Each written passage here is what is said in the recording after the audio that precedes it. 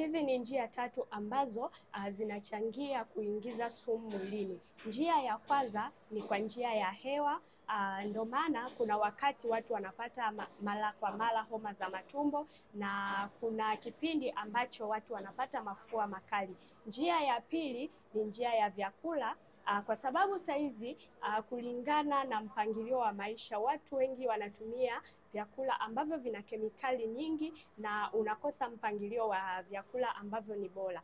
Njia ya tatu ni kwa njia ya dawa ambazo tunatumia. Kuna baadhi ya watu wanatumia antibiotics bila kupima, na anatumia bila kuangalia kwamba ana tatizo gani, na pia kuna baadhi ya watu wanatumia dawa kiholela. Hizi ni njia ambazo zinaingiza kwa kiasi kikubwa sana sumu mwilini. Kwa hiyo kama wewe ni miongoni mwa watu ambao wameathirika na sumu mwilini, chukua namba yangu ili uweze kunitafuta niweze kusaidia. Usisahau kucomment, kushare, pia kulike ili uweze kujifunza zaidi. Karibu.